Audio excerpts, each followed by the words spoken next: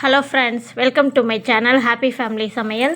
Channel பிடிச்சிருந்துச்சுன்னா like பண்ணுங்கள், share பண்ணுங்கள், சப்ஸ்கிரைப் பண்ணுங்கள், பக்கத்தில் உள்ள பெல் ஐக்கானை கிளிக் பண்ணுங்கள். அப்போ தான் நம்ம போடுற வீடியோ எல்லாமே உடனுக்குடனே உங்களுக்கு நோட்டிஃபிகேஷனில் காட்டும். இன்றைக்கி நாம் உளுத்தங்கஞ்சி எப்படி செய்யலான்னு பார்க்கலாம் வாங்க. அரை கப்பு அளவுக்கு உளுந்து, 2 ஸ்பூன் அளவுக்கு பச்சரிசி சேர்த்து 1 மணி நேரம் நல்லா ஊற வச்சு எடுத்துக்கோங்க. ஒரு மிக்சி ஜாரில் சேர்த்துட்டு தண்ணி சேர்த்து நல்லா ஃபைன் பேஸ்ட்டாக அரைச்சி எடுத்துக்கோங்க. தண்ணி கொஞ்சம் நல்லா தாராளமாக சேர்த்துக்கோங்க. பச்சரிசி இருக்கிறதுனால நம்ம அடுப்பில் வச்சு சூடு பண்ண திக்னஸ் அதிகமாக வரும். உப்பு ஒரு அரை ஸ்பூன் அளவுக்கு உப்பு சேர்த்துக்கோங்க.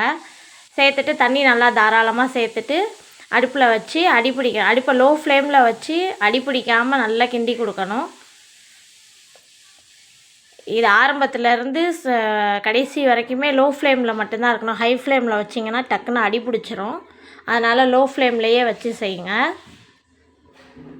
அடுப்பில் வச்சுட்டு தண்ணி நல்லா தாராளமாக சேர்த்துக்கோங்க. 3 மடங்கு அளவுக்கு தண்ணி சேர்த்துக்கோங்க. சேர்த்துட்டு நல்லா கலந்து கொடுங்க. கைவிடாமல் கலக்கணும், இல்லாட்டினா டக்குன்னு அடி பிடிச்சிரும். அடுப்பை லோ ஃப்ளேம்லேயே வச்சு நல்லா கலந்து கொடுங்க.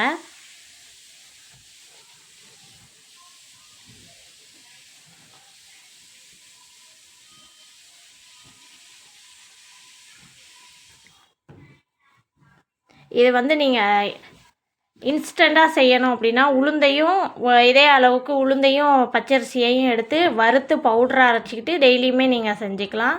கிராமத்துலலாம் இந்த மாதிரி தான் செய்வாங்க. அரை கப்பு உளுந்துனா ஒரு 2 கப்பு அளவுக்கு தூள் வெல்லம் எடுத்து, பாகுபதம்லாம் எதுவும் தேவையில்லை, சும்மா வெல்லம் கரைஞ்சி அதில் டஸ்ட்டு இருக்கும் இல்லையா, அதுக்காக வெல்லத்தை கரைய விட்டு சேர்த்துக்கோங்க, வடிகட்டி சேர்த்துக்கோங்க. அதில்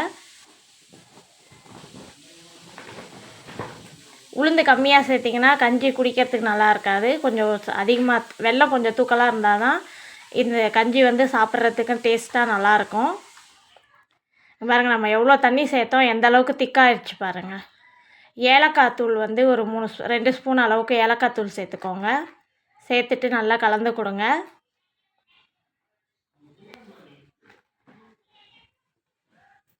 இந்த போல் நல்லா திக்னஸ் ஆகி வரும். உளுந்து பச்சை வாசனை போகிற வரைக்கும் லோ ஃப்ளேம்லேயே வச்சு இதே போல் கலந்து கொடுத்துட்டே இருங்க. தேங்காய் துருவல் நல்லா ஒரு கைப்பிடி அளவுக்கு தேங்காய் துருவல் சேர்த்துக்கோங்க.